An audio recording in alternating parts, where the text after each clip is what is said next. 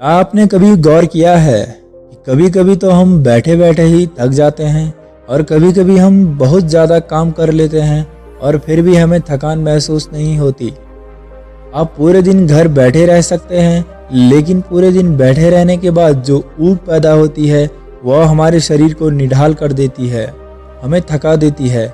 लेकिन वहीं हम कोई खेल खेलते हैं तो हम उसमें खूब भाग दौड़ करते हैं, शरीर को खूब थकाने की कोशिश करते हैं, लेकिन खेलने के बाद एक चुस्ती महसूस होती है, जैसे शरीर का रोम रोम खिल उठा हो।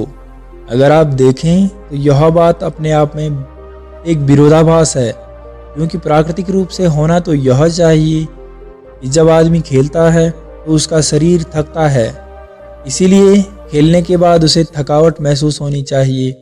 और जब आदमी खाली बैठता है वह अपने शरीर को थका नहीं रहा, वह तो आराम कर रहा है, फिर उसे थकावट क्यों महसूस होती है?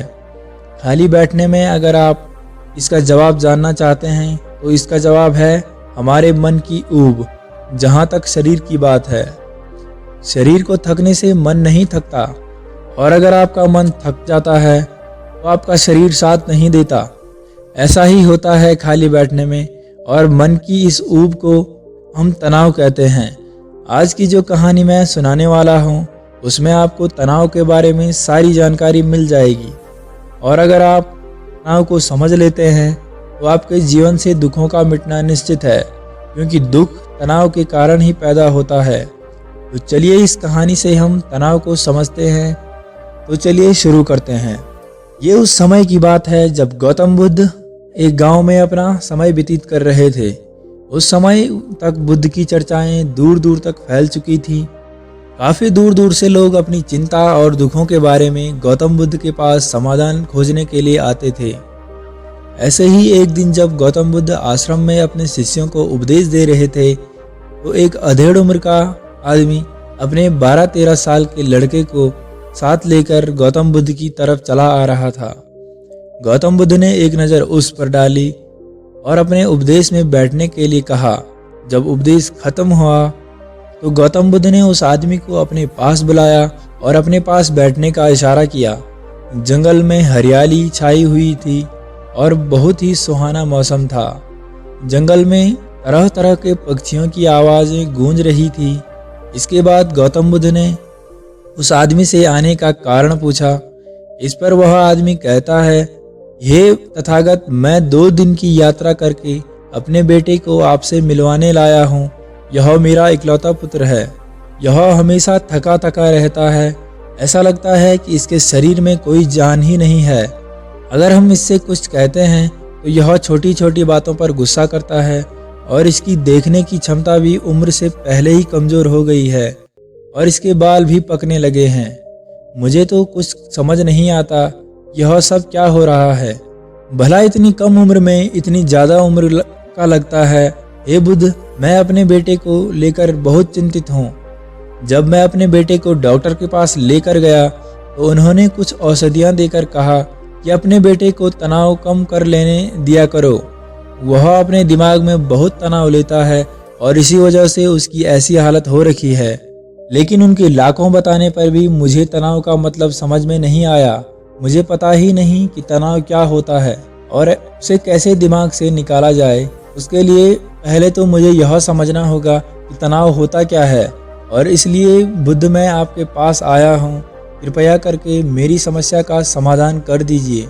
यह सुनकर गौतम बुद्ध उस लड़के को बड़ी गौर से देखते हैं, उसकी आंखों में देखते हैं, उसके चेहरे पर देखते हैं और फिर उसके हाथ की नब्ज भी देखते हैं। यह सारी विधियां करने के बाद गौतम बुद्ध उस आदमी से कहते हैं कि तनाव लेना तो कोई नहीं चाहता, लेकिन फिर भी तनाव लोगों को दीमक की तरह पकड़ लेता है और इंसान को यह पता ही नहीं चलता कि वह तनाव में जी रहा है। लेकिन अगर वही इंसान तनाव को समझ लेता है, तनाव के बारे में कोई ऐसा पैमाना बना लेता है कि उसे पता चल सके कि वह कितना तनाव में है, तो वह समस्या का समाधान भी खोज सकता है। मुख्य रूप से तनाव के 8 कारण होते हैं। इसके बाद गौतम बुद्ध कहते हैं कि सबसे पहले तो हमें समझना यह होगा कि तनाव होता क्या है।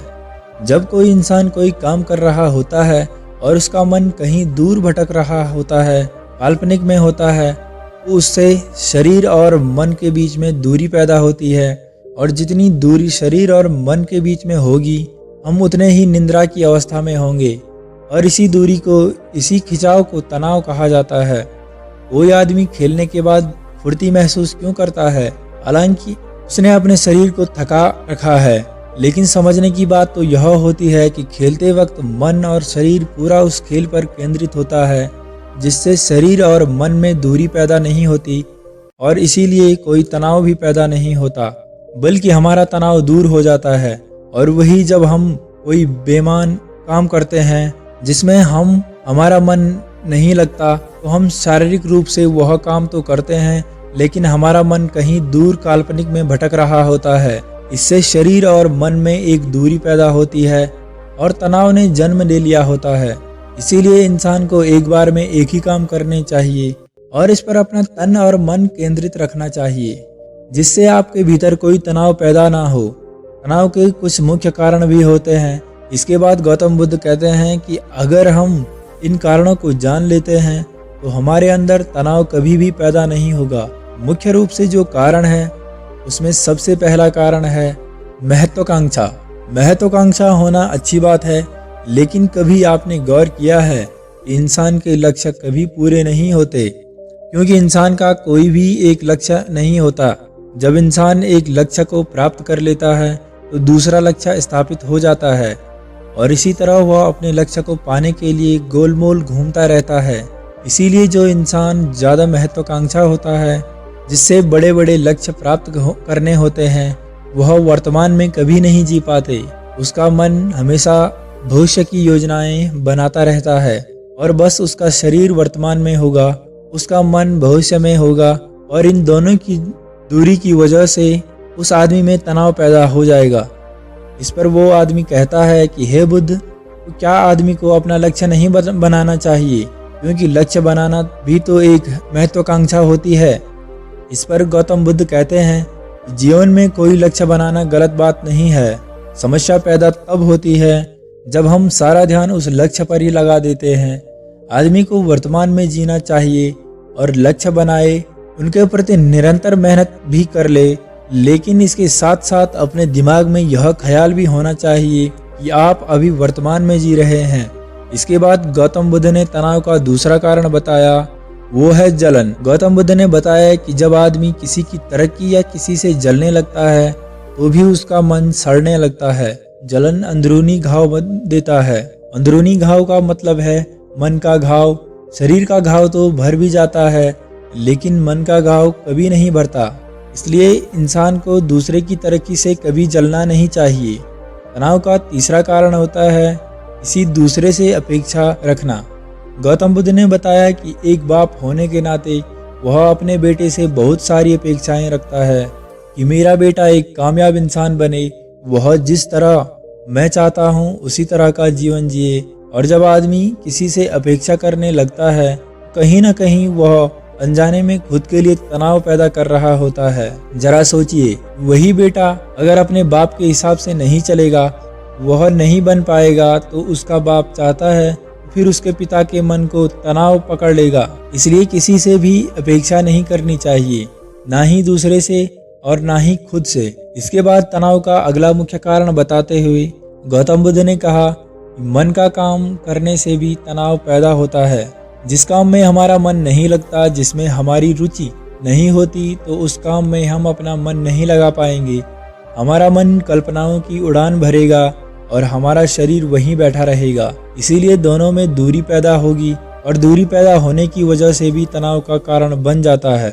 इसीलिए आदमी को सिर्फ रुचि के हिसाब से ही काम करने चाहिए। इसके बाद गौतम बुद्ध ने कहा कि शारीरिक दुख भी तनाव का कारण होता है। जब आदमी को कोई शारीरिक कष्ट होता है तो आदमी का मन इस बीमारी के बारे में सोचता रहता है, जिससे उसके मन में दुख के विचार बनते हैं और वहीं पर तनाव पैदा हो जाता है। यह सुनकर उस आदमी ने कहा, हे बुद्ध, शारीरिक दुख तो किसी को भी आ सकता है, तो क्या वह आदमी तनाव में ही जिएगा? इसका जवाब देते हुए गौतम बुद्ध कहते हैं, यह बात ख्याल करने की होती है कि हमारा जीवन दुखों का आगार है। जैसे जैसे हमारी उम्र बढ़ती है, वैसे वैसी बीमारियां आती हैं, दुख आते हैं और एक दिन मौत भी आती है। तो बीमारियां जीवन का अभिन्न हिस्सा है। किसी को वह समय से पहले आती है तो किसी को बाद में आती है। और जब इंसान का मन इसके बारे में समझने लगता है तो अपनी बीमारी के बारे में वो सोचकर ज़्यादा तनाव नहीं लेगा, क्योंकि वह जीवन का एक अभिन्न हिस्सा है। और इसके लिए आदमी को शारीरिक रूप से भी अभ्यास करते रहना चाहिए ताकि उसका शरीर लंबे समय तक स्वस्थ बना रहे। और यह भी जान लो, तनाव का एक मुख्य कारण होता है अपनी योजनाओं को समझने के लिए वक्त ना देना। कुछ इंसानों के मन में कोई ख्याल पनपता है और वह उस पर बिना सोचे समझे काम करना शुरू कर देता है, और जब उस काम में उन्हें कामयाबी नहीं मिलती तो वह तनाव से भर जाते हैं, क्योंकि उन्होंने वह काम शुरू करने से पहले उसके बारे में कोई जानकारी नहीं ली। आदमी को कोई भी योजना बनाते वक्त उसके बुरे परिणाम के बारे में सबसे पहले सोचना चाहिए। हमें यह सोचना चाहिए कि अगर यह योजना नाकामयाब हुई तो फिर मैं क्या करूँगा।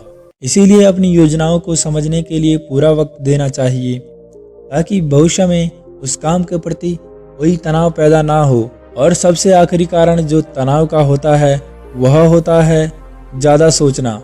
लगातार सोचते रहना भी एक बीमारी होती है और इसको दूर करने के लिए आदमी को ध्यान करना चाहिए।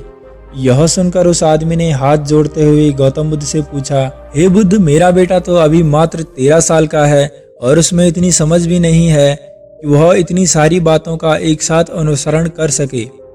कृपया करके तनाव मुक्त करने का कोई आसान सा मंत्र बता दें जिससे मेरा बेटा उस मंत्र का अनुसरण भी कर सके और तनाव मुक्त भी रह सके। यह सुनने के बाद गौतम बुद्ध ने कुछ सोचते हुए जवाब दिया कि इसके लिए एक छोटी सी विधि है। अगर तुम इतनी बातों का पालन पूर्ण नहीं कर सकते तो तुम एक बार में एक काम करने पर ही मन लगाओ। जो भी काम तुम कर रहे हो बस एक काम एक बार में करो और उस काम को पूरा ध्यान लगाकर करो। अगर तुम्हारा ध्यान इधर उधर भटकता है तो वापस से अपना ध्यान उस काम पर लगा दो। यह सबसे आसान और सबसे अच्छा तरीका है तनाव मुक्त रहने का। अगर तुम खाना खा रहे हो तो खाना खाने पर ही ध्यान केंद्रित कर दो। अगर तुम चल रहे हो तो चलने पर ही ध्यान केंद्रित कर दो। इससे तुम्हारा मन और तुम्हारा शरीर दोनों एक जगह पर रहेंगे और दोनों के बीच दूरी पैदा नहीं होगी, जो कि तनाव का मुख्य कारण होती है। दोस्तों, आज की युवा पीढ़ी एक बार में 2-2, 3-3 काम एक साथ करती है। जैसे कि कोई आदमी खाना खाते वक्त टेलीविजन भी देखता है, फोन पर भी बात करता रहता है और फिर बाद में कहता है कि मैं तनाव में जी रहा हूँ। जब 3-3 काम एक साथ करेगा आदमी तो तनाव पैदा होना तो लाजमी है, क्योंकि मन तो पूरा ध्यान लगाकर एक बार में एक ही काम कर सकता है। पूरे तरीके से ध्यान 2 चीज़ों पर कभी नहीं लग सकता। इसीलिए जहाँ तक संभव हो सके कोशिश कीजिए कि आप अपना ध्यान एक ही काम पर लगाएं। तो दोस्तों, कैसी लगी यह कहानी आपको कमेंट बॉक्स में ज़रूर बताएं। मिलते हैं अगली वीडियो में, तब तक अपना ख्याल रखें। नमः बुद्धाय।